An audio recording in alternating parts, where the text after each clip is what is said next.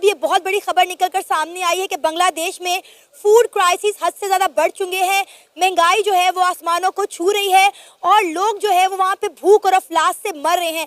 उनका aircraft carrier अभी उधर लाके खड़ा कर दिया है। भारत की जो सोल्जर्स हैं वो पहुंच गए हैं म्यांमार में और जो अमेरिका की सोल्जर्स हैं वो पहुंच गए हैं बांग्लादेश के चिटागोंग में।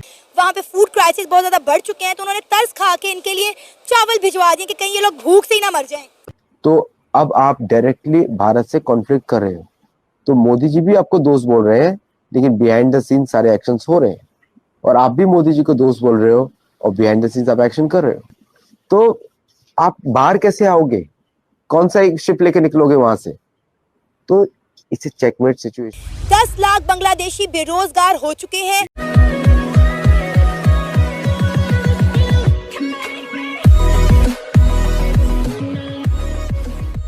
नमस्कार दोस्तों, अब यहाँ पर बात हो रही है कि अगर बांग्लादेश के अंदर अमेरिकन सैनिक है तो म्यांमार के अंदर भी भारतीय सैनिक पहुँचे हैं और भारत का एक बहुत बड़ा जहाज़ वहाँ पर पहुँच चुका है।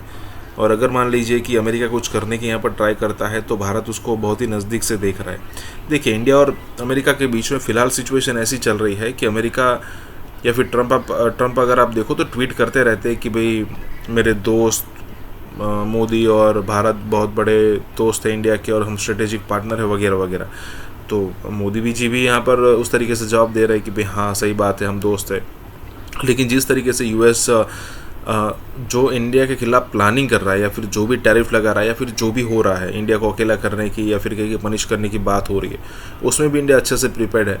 और जिस तरीके से उसका जवाब मिलना चाहिए था यूएस को, उस हिसाब से जवाब मिला है और वो काउंटर नहीं कर पा रहा है। जैसे वो बोल रहा है कि भाई रशिया से ऑयल को परचेस करना बंद कर दो, भाई आपने किया बंद? हमने वही जवाब दिया। वो बोल रहे हैं कि आप जो प्रोडक्ट है रशिया से ऑयल जो आपने परचेस किया है उसकी प्रोडक्ट आप हमें बेच रहे हो, अरे मत खरीदो। ये भी जयशंकर साहब ने कहा है, उसका कोई काउंटर उनके पास है नहीं। इसी के साथ ही वीडियो शुरू करते हैं। और हाँ दोस्तों, सुपर थैंक्स के जरिए हमें मदद करना ना भूलें। भारत की जो सोल्जर्स हैं वो पहुंच गए हैं म्यांमार में और जो अमेरिका की सोल्जर्स हैं वो पहुंच गए हैं बांग्लादेश के चिटागोंग में। और ये जो डेवलपमेंट्स हैं इसने शॉक वेव्स भेज दिए हैं पूरे साउथ एशिया के अंदर।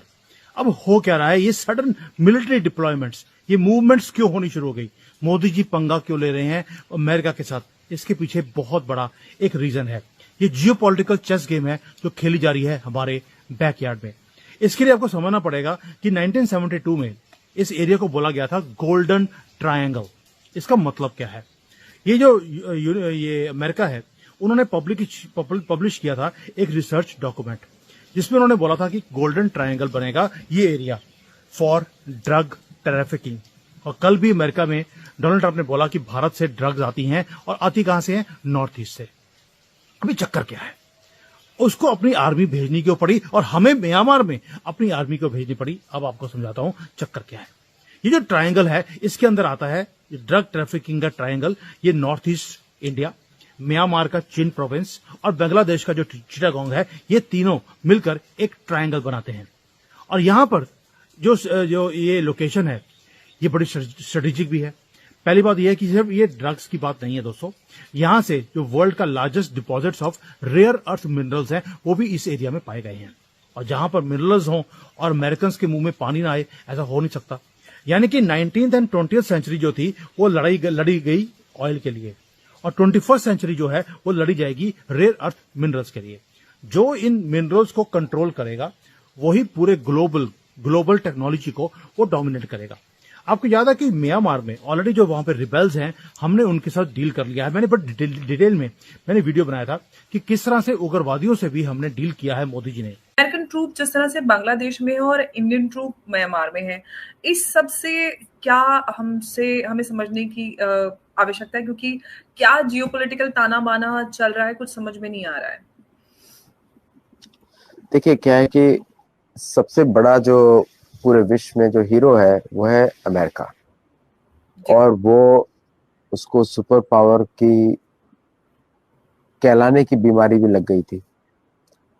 तो कि वो पूरा जो है ही इज द अमेरिका जो है ट्रेड को गाइड करता था कि कहीं से कहीं भी ट्रेड होगा तो उसका कुछ हफ्ता हमारे पास आना चाहिए था।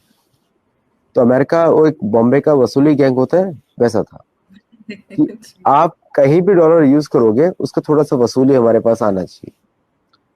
और तो पता नहीं इनको इनकी पॉलिसी आई थिंक शायद पाकिस्तानी बनाते हैं आजकल, तो अमेरिकन पॉलिसी में पाकिस्तानी दिमाग दिखता है यहाँ पे मुझे, कि आप नॉर्थ ईस्ट में भारत को चैलेंज कर ही नहीं सकते, इम्पॉसिबल है, चेकमेट है, वो मिलिटरीली चेकमेट है, क्योंकि भारतीय फोर्सेज और डिजाइन जो नॉर्थ ईस्ट में है वो चाइना को डिफीट करने के लिए बनी है।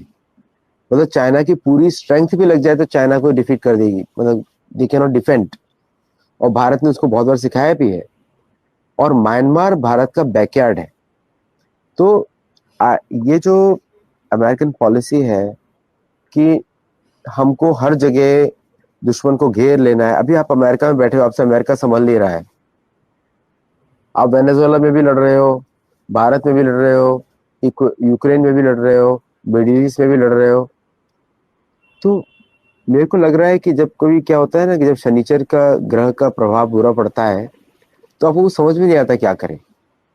तो ये द मेन स्ट्रेटेजी था, अमेरिकन स्ट्रेटेजी बांग्लादेश में, वाज टू मतलब threaten India on the from the east side, from the east.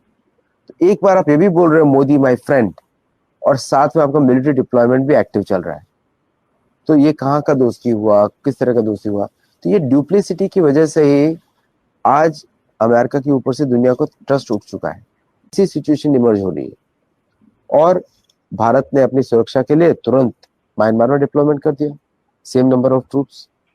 तो अब आप डायरेक्टली भारत से कॉन्फ्लिक्ट कर रहे हो, तो मोदी जी भी आपको दोस्त बोल रहे हैं, लेकिन बिहाइंड द सीन सारे एक्शंस हो रहे हैं, और आप भी मोदी जी को दोस्त बोल रहे हो और बिहाइंड द सीन्स आप एक्शन कर रहे हो। और आप बाहर कैसे निकलोगे? फंस जाओगे। वहां पे अंडमान निकोबार में भारत का ट्राई सर्विसेज बेस है, और फिर पूरे म्यांमार कोस्ट से कैसे निकलोगे? ट्रूली रेसिप्रोकल पॉलिसी पे आ गया, जो यूएस कर रहा है वही भारत भी कर रहा है। नहीं, अभी रेसिप्रोकल नहीं हुआ है। जिस दिन भारत मैक्सिको में ट्रूप्स उतारेगा उस दिन रेसिप्रोकल होगा, है ना? तो आप बाहर कैसे आओगे? कौन सा एक शिप लेके निकलोगे वहां से? तो इट्स चेकमेट सिचुएशन कि तुम विंडोज हमें दे दो और हम तुम्हें सिक्योरिटी देते, कोई दिक्कत ही नहीं है। और जब ये अमेरिका ने देखा कि यार भारत सारे रेयर अर्थ एलिमेंट्स को कंट्रोल करता जा रहा है, उन्होंने अपने दाव खेलने शुरू कर दिए। दोस्तों, एक तो हो गया मिनरल्स, एक तो दूसरा हो गया ड्रग्स, और तीसरा है लॉजिस्टिकली भी ये बड़ा क्रूशियल है। म्यांमार का जो आपको मालूम है सितवा पोर्ट है, वो उस एरिया में है। बांग्लादेश का चिटागोंग पोर्ट है, वो भी इस एरिया में है। यानी कि मैरीटाइम ट्रेड रूट्स के लिए बहुत ही वाइटल ये एक एरिया बन जाता है। अब इसके अंदर स्यूडो क्रिश्चियन स्टेट जो है प्रोजेक्ट अमेरिका का, वो भी बीच में आ गया। अब मैं वो समझाता हूं क्या है। जो इंटेलिजेंस सोर्सेज हैं, उन्होंने क्या बोला कि सिस्टमैटिकली इस एरिया के अंदर डेमोग्राफी को पहले चेंज किया गया। 1970 से लगे हुए हैं, आज उसको 50 साल से ज्यादा हो गया जो अमेरिका लगा हुआ था। बांग्लादेश का जो चिटागोंग एरिया है, उसके अंदर मुसलमान जो है उनकी पॉपुलेशन जितनी है वो तो कॉकरोच की तरह बढ़ी गई है। हिंदुओं की पॉपुलेशन 2% से कम रह गई, लेकिन जो क्रिश्चियन पॉपुलेशन है वो 10% इंक्रीज हो गई है। मुसलमान कंट्री में क्रिश्चियन पॉपुलेशन इंक्रीज होना, अब समझ सकते हैं क्या हो रहा है। मिजोरम है हमारा, मणिपुर है, वहां पर भी जो हिंदू स्टेट होता था, आज 91% से ज्यादा पॉपुलेशन क्रिश्चियन हो चुकी है। और आपको मालूम है कि जो म्यांमार का जो चिन प्रोविंस है, वहां पर भी 91% क्रिश्चियंस हैं। अब ये डेमोग्राफिक चेंज कैसे करवाई गई? कोई तो रीजन होगा। उन्हें मालूम था कि जब तक यहां पर क्रिश्चियन पॉपुलेशन यानी कि इनके वेस्टर्न पावर्स के साथ मिलती हुई चीज नहीं होगी, तो ये डेलिबरेटली इन्होंने किया ताकि वो इनको सपोर्ट करें। अब ये 3 कंटेजियस रीजन्स हैं, तीनों की तीनों क्रिश्चियन बन जाते हैं मिरेकुलसली। ऐसे कैसे होता है? यानी कि स्ट्रेटेजिक गोल एक ही था कि भाई वहां पर अपनी स्यूडो क्रिश्चियन स्टेट बनाने के लिए हमें पहले अपने बंदे जो हमारी आइडियोलॉजी के साथ मैच करते हो वो बिठाना पड़ेगा, ताकि वो एक्सटर्नल पावर्स के साथ मिलकर इस एरिया में अपना इन्फ्लुएंस को इंक्रीज करें और रिसोर्स रिच जो मिनरल्स हैं उसको अपने कंट्रोल में ले। आपको याद होगा शेख हसीना जब थी, उसने बोला था, उसने इंटरव्यू में बोला कि CIA ने बोला था कि भाई उसे एक सेंट मार्टिन आइलैंड चाहिए जहां पर वो अपना एयरफोर्स और नेवल बेस वो बनाना चाहते हैं, लेकिन शेख हसीना ने मना कर दिया। ये कोइंसिडेंस नहीं है, ये CIA का नेटवर्क है जो उन्होंने पूरा ऑपरेशनल कर दिया इस एरिया के अंदर। 1970 से लगे हैं, ये आज की लड़ाई नहीं है। अब ये जो स्ट्रेटजी है वो बड़ी क्लियर है। कि यहां पर इंस्टेबिलिटी बना के रखे हो, कभी म्यांमार में, कभी भारत के मणिपुर में और कभी चिटागोंग एरिया में, ताकि अमेरिकन फोर्सेस यहां पर की लोकेशंस पर हमेशा के लिए बैठी रहें और वो सपोर्ट करें इंसर्जेंट ग्रुप्स को, उग्रवादियों को, ताकि इस एरिया के अंदर जो गवर्नमेंट का कंट्रोल है इस एरिया में वो कम हो और जो मिनरल्स हैं सारे के सारे वो CIA अपने कंट्रोल में ले जाए। अब भारत ने क्या किया, इसका काउंटर जो कोई सोच नहीं सकता था। भाई हमने पहली बात तो ये है कि हमने म्यांमार के अंदर जो मिलिट्री है वहां की उनको सपोर्ट करना शुरू कर दिया। भाई हम आपके एरिया में कोई दादागिरी नहीं करेंगे, आपको सपोर्ट करते हैं। अराकान आर्मी को बोल दिया तुम्हें भी हम सपोर्ट करते हैं, क्योंकि जो अराकान आर्मी है वो प्राइमरीली बुद्धिस्ट फाइटर्स है, अब उसके अंदर क्रिश्चियंस भी हो गए हैं। लेकिन वो भारत का जो स्ट्रेटेजिक एसेट है इस रीजन में नॉर्थ ईस्ट, उसको बचाने में दोनों हमारी मदद कर रहे हैं। इंडियन मिलिट्री के जो एडवाइजर्स हैं म्यांमार के अंदर, उन्होंने हेल्प करना शुरू कर दिया उनकी आर्मी को, ताकि वहां पे जो CIA अपना गंदा काम करना चाहता है वो ना कर पाए। गोल एक ही है कि म्यांमार के टुकड़े ना हो, वहां पर रोहिंग्या के जानवर जो हैं वो टेक ओवर ना कर लें, और दूसरा वो भारत को तंग ना करे, ताकि हमारे जो नॉर्थ ईस्ट के जो स्टेट्स हैं वो एक्सटर्नल मैनिपुलेशन से वो बचा रहे। और ये बहुत क्रूशियल है हमारे लिए, क्योंकि अगर कहीं म्यांमार ये रोहिंग्या उग्रवादियों के हाथ में आ गया या CIA के हाथ में आ गया तो ये हमारे नॉर्थ ईस्ट को छोड़ेंगे नहीं। और यही चीज बांग्लादेश